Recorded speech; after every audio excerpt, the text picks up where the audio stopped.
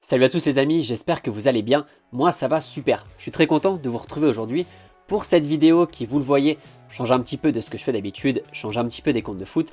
Mais voilà, la semaine dernière je suis parti en vacances avec quelques potes et durant une randonnée on s'est dit pourquoi pas faire quelques prédictions pour la saison à venir. Il y a déjà des vidéos qui existent sur YouTube, notamment sur la chaîne de Flo, de El Floco pour la Ligue 1 par exemple. Mais je trouvais ça intéressant comme concept, je trouvais ça très cool aussi de pouvoir changer un peu de format sur la chaîne. Donc on va commencer dès maintenant avec ma première prédiction, mon premier prono pour la saison à venir, qui est Rennes, le Stade Rennais, va terminer deuxième de Ligue 1. Alors le Stade Rennais a terminé ces dernières saisons souvent 5e, 4e, 3e, à chaque fois à accrocher les places européennes. L'année dernière c'était un peu plus compliqué en championnat. Mais voilà, le projet Stade Rennais se construit. La direction a misé sur la continuité avec Bruno Genesio, malgré une saison compliquée, malgré l'élimination aussi en Europa League. Mais le Stade Rennais s'est renforcé durant l'intersaison, a recruté Blas, a recruté Enzo Lefebvre. Donc le Stade Rennais a un milieu et une attaque très impressionnante. Il y a vraiment des qualités sur toutes les lignes. Le seul petit bémol pour moi, c'est défensivement, notamment à droite. Amari Traoré, le capitaine et un vrai leader de vestiaire, est parti et n'a pas été remplacé. Le jeune Assignon n'apporte pas, selon moi, toutes les garanties nécessaires à ce poste. Mais voilà, il y aura de la concurrence, il y aura l'OM, il y aura Monaco, il y aura le LOSC, il y aura Lens, etc. Donc ça va être compliqué. Mais je sais pas pourquoi, je sens bien le Stade Rennais deuxième de Ligue 1 cette année. Derrière le Paris Saint-Germain, si Mbappé vient à rester. À l'heure où je tourne cette vidéo, on est dimanche matin, donc Rennes joue contre Metz cet après-midi. On aura une première indication, Rennes avait mal commencé l'année dernière. S'ils partent bien, ça peut être intéressant.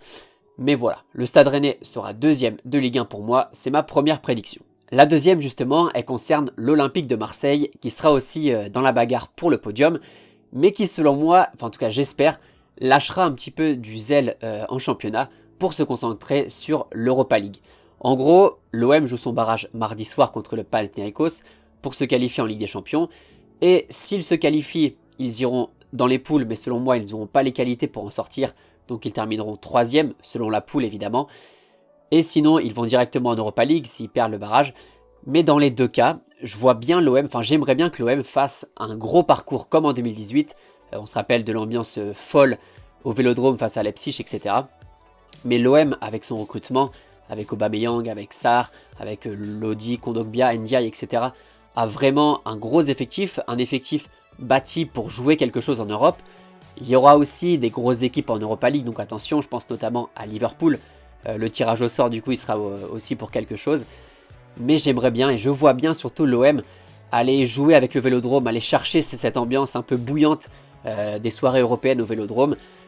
Donc voilà, mon pari, ma deuxième prédiction, l'OM fait au moins une demi-finale d'Europa League, ça serait déjà génial. Et j'aimerais bien une petite ambiance un peu comme en 2018. L'Olympique de Marseille en Europe qui fait quelque chose, ça peut être pas mal. La troisième prédiction, cette fois en Espagne, le Real va récupérer sa couronne. Alors, le Real n'a pas fait grand chose durant cette période de transfert, a perdu Benzema bien sûr, et a recruté Jude Bellingham pour un montant énorme évidemment, mais justifié étant donné le talent énorme de l'anglais. A recruté également Arda Güler, donc le jeune turc qui a l'air vraiment pas mal pour ceux qui ont vu les vidéos de lui à l'entraînement, ça a l'air d'être un sacré crack aussi. A recruté aussi José comme numéro 9 pour remplacer Benzema, même si on est à des années-lumière en termes de niveau. Donc le Real va miser sur ses jeunes, va sûrement partir sur un milieu de terrain, un milieu de terrain de jeunes, donc avec Tchouaméni, avec Camavinga, avec Bellingham en 10 peut-être. Le match hier, le Real a gagné 2-0, a fait plutôt un bon match et a surtout utilisé une technique qui selon moi est la bonne, c'est-à-dire faire sortir Modric et Kroos du 11 titulaire, mais les faire rentrer en deuxième mi-temps pour apporter toute leur expérience, pour aller gagner des matchs un peu compliqués. Face à eux, le Barça ne s'est pas vraiment renforcé. Il y a eu Gundogan qui est arrivé, qui est quand même une grosse recrue parce qu'il a fait une saison énorme l'année dernière. Mais je vois mal le Barça aller chercher le Real cette année. L'année dernière, c'était en Catalogne. Cette année, je pense que ça retournera à Madrid. Donc voilà, je vais me mouiller un peu là-dessus. Je vais dire le Real sera champion d'Espagne. Attention peut-être aussi si le Real fait un parcours en Ligue des Champions ou le Barça qui laisse des forces un peu à droite à gauche, ça peut vite tourner. Mais je le sens bien pour le Real cette année. Donc je partirai là-dessus pour ma troisième prédiction. La quatrième, on revient en France, on va cette fois-ci du côté de l'Olympique Lyonnais. Laurent Blanc, Lolo White ne passera pas Noël. Alors, l'année dernière, on le sait, l'OL n'a pas fait une grande saison, l'OL a fait une saison compliquée avec Laurent Blanc sur le banc. La préparation, les matchs de préparation, pardon, n'ont pas rassuré les supporters. L'OL a été catastrophique, clairement en prépa, on sent qu'il y a des individualités, un peu à droite à gauche, ça s'est pas trop joué ensemble, il n'y a pas un vrai collectif. L'OL a du mal à produire du football, notamment offensivement. La direction aussi donne pas des très bons signaux, en ayant vendu Loukeba, en essayant de vendre Barcola, on ne sait pas trop où ça va aller aussi cette histoire. Mais voilà, Laurent Blanc, je pense, étant donné sa communication aussi, enfin son langage non verbal, après les matchs de prépa, c'était catastrophique. On sentait bien qu'il y a un problème au club, que Laurent Blanc n'est peut-être pas à sa place. On verra ce soir, je tourne dimanche matin, donc ce soir, il y a le match à Strasbourg, si je dis pas de bêtises. On verra si l'OL commence bien, si l'OL commence mal. Ce sera peut-être une première indication. Mais voilà, selon moi, Laurent Blanc ne va pas passer Noël. Laurent Blanc va se faire virer ou va partir de lui-même.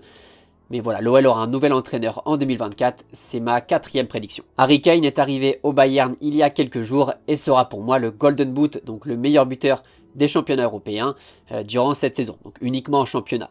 Harry Kane arrive dans une équipe déjà du Bayern qui a l'habitude de dominer son championnat, même si l'année dernière c'était plus compliqué, parce que justement ils n'avaient pas de vrai numéro 9 comme l'était Robert Lewandowski avant. Lewandowski qui avait l'habitude aussi de rouler sur la Bundesliga, de claquer des saisons à 30 buts à plusieurs reprises. Harry Kane, lui aussi individuellement, a été monstrueux l'année dernière avec Tottenham. Dans une saison compliquée pour le club, pour les Spurs, Harry Kane a surnagé, il a été excellent. Donc le recrutement est justifié. Pour moi, c'est d'ailleurs excellent. C'est l'une des meilleures recrues de cette période estivale. C'est un bon fit. Il y aura Gnabry, il y aura Musiala, il y aura Sané pour lui filer des ballons devant.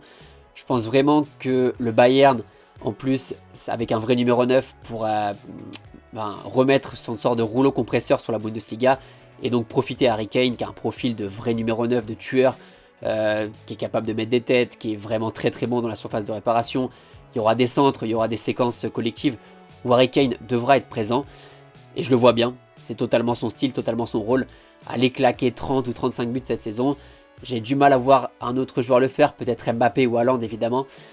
Mais voilà, le Bayern a l'habitude de beaucoup marquer en championnat, a l'habitude de performer en championnat, encore plus avec un vrai numéro 9. Donc ce sera pour moi ma 5e prédiction, si je dis pas de bêtises. Harry Kane arrive dans un club qui est taillé pour lui, son profil est idéal. Donc je le vois bien aller rouler justement sur cette Bundesliga et claquer 35 buts, meilleur buteur de tous les championnats européens. Celle-là c'est peut-être la plus compliquée, la plus osée entre guillemets. Je vois bien Arsenal aller chercher une finale de Ligue des Champions.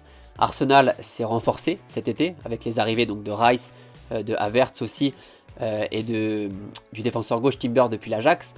Donc Arsenal a un très bel effectif, ils n'ont pas perdu grand chose. Il y a encore des blessés, il y a Jesus, il y a Zinchenko qui sont encore sur le banc, à l'infirmerie pardon.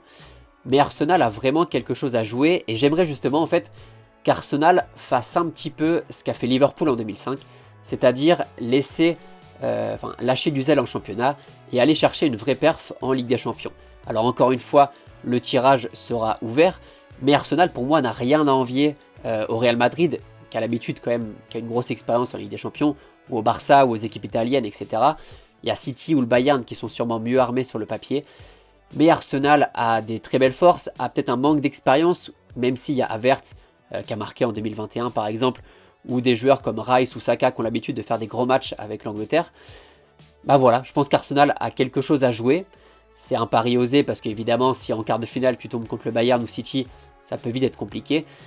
Mais Arsenal a des forces, Arsenal a des qualités partout, à toutes les lignes. Il y a une certaine profondeur de banc qui laisse aussi imaginer que Arsenal pourra jouer sur les deux tableaux, en Première Ligue et en Ligue des Champions. Mais je le sens bien. Voilà, c'est encore une fois un pari un peu plus compliqué celui-ci. Mais je sens bien Arsenal aller chercher une finale de Ligue des Champions pour la première fois depuis 2006, à l'époque contre le Barça. Ça peut être une très belle année pour les Gunners. Après le presque titre l'année dernière, ils se sont un peu marché dessus à la fin du championnat.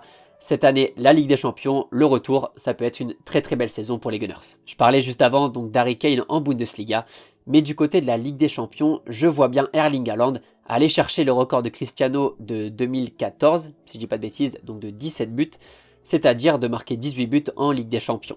Alors Erling Haaland est dans une équipe de City, est arrivé l'année dernière Déjà, c'était monstrueux. Il n'a pas eu ce temps d'adaptation dont certains attaquants ont besoin. Il a tout de suite été efficace, il a tout de suite beaucoup marqué, que ce soit en championnat ou en Ligue des Champions. C'était plus compliqué après, lors des quarts de finale, demi-finale, etc. Il a été bien défendu, peut-être un peu moins bon aussi. Mais toujours est-il que cette année, dans cet effectif de City, qui n'a pas perdu grand-chose, il devrait être encore excellent. Il devrait avoir des ballons de partout, des centres, des passes en profondeur, etc. Ou se créer lui-même des occasions. C'est un monstre dans la surface, c'est un tueur. Malheureusement, quand j'ai écrit cette prédiction la semaine dernière avec mes potes justement, Kevin De Bruyne était de retour. Là, vendredi soir, il s'est blessé contre Burnley, il a rechuté à la cuisse.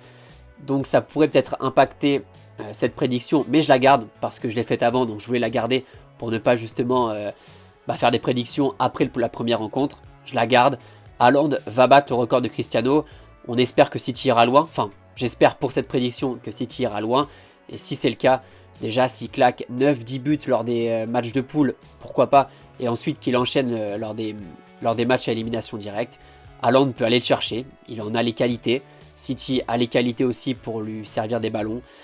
Je vois bien aller chercher 18 buts, si c'est pas cette année, de toute façon ça sera dans les prochaines années. Je pense qu'avec Mbappé et lui, c'est les deux qui peuvent aller le chercher. Donc voilà, Haaland, 18 buts minimum cette année en Ligue des Champions. C'est ma 7e prédiction, si je dis pas de bêtises. On verra à la fin de l'année, mais ça peut tout à fait être réalisé. Du côté des sélections, on part cette fois-ci donc à l'Euro 2024 qui aura lieu à la fin de la saison en Allemagne. Et l'équipe de France, pour moi, n'ira pas jusqu'en demi-finale. Alors, ce sera 8e ou quart, les poules sont pas encore sorties. Mais pour moi, la France va arriver en fin de cycle. Didier Deschamps ne se renouvelle pas vraiment. Alors, il y a les jeunes qui arrivent forcément. On a vu des beaux matchs contre les Pays-Bas, par exemple, au début de l'année. Mais je le sens bien. Après cette Coupe du Monde, où encore une fois, on n'a pas produit un football exceptionnel. En finale, évidemment, mais c'était pas non plus l'équipe de France de la décennie.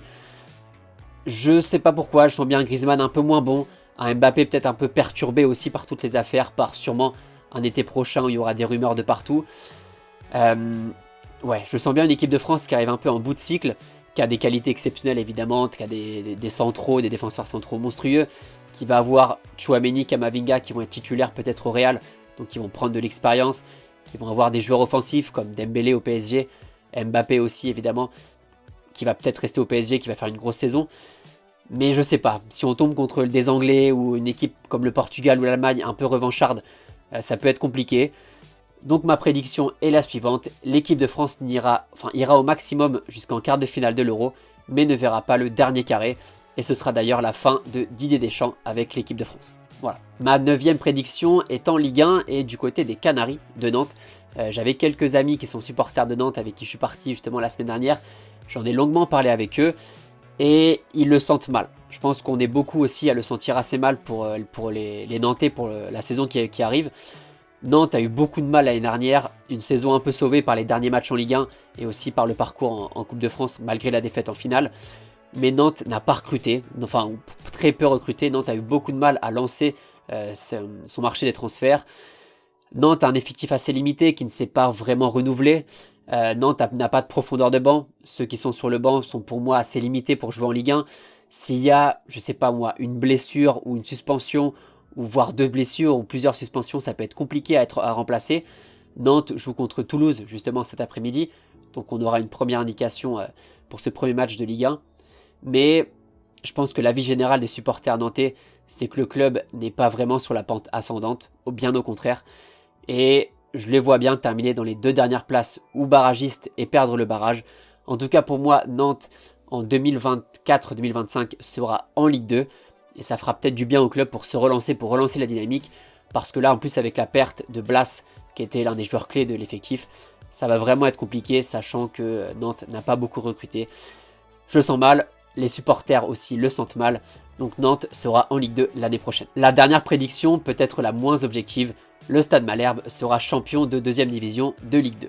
Alors pour ceux qui le savent, je suis un grand fan du Stade Malherbe de Caen depuis que je suis tout petit. J'ai été au match contre Pau hier soir justement, et Malherbe a fait un match gigantesque. Pour moi, la clé, c'est bien évidemment l'arrivée de Jean-Marc Furlan, parce que l'effectif n'a pas beaucoup bougé, à part peut-être l'arrivée donc de Valentin Henry sur le côté droit, de Sochaux qui a été monstrueux les 2 matchs, qui est vraiment exceptionnel dans ce rôle de défenseur droit, un peu offensif, qui est capable d'apporter devant, d'avoir des garanties derrière. Voilà, le Stade Malherbe ne s'est pas beaucoup renouvelé en termes d'effectifs, mais il s'est passé quelque chose, on le sent bien, avec l'arrivée de Jean-Marc Furlan, qui est vraiment un entraîneur idéal pour remonter en Ligue 1. On a fait 2 matchs complets. Alors attention, les 2 équipes, le Paris FC et Pau, ont été réduits à 10. Mais pour moi, le Stade Malherbe de Caen a toutes les qualités pour remonter en Ligue 1. Il y aura encore une fois de la concurrence, Bordeaux, Saint-Etienne, Amiens, Auxerre, etc. pour ne citer que. Mais le Stade Malherbe, cette année, c'est peut-être la bonne. Ça fait 4-5 ans qu'on est en Ligue 2, qu'on a un petit peu de mal, qu'on est, mine de rien, assez loin de jouer la montée. Cette année, il y a des qualités. Il y a eu aussi l'arrivée de Mathias Autré, en tant qu'ailier gauche depuis Auxerre, qui connaît très bien Jean-Marc Furlan. Voilà, Malherbe a toutes les qualités. Il y a Brahimi qui est en train de passer un vrai step.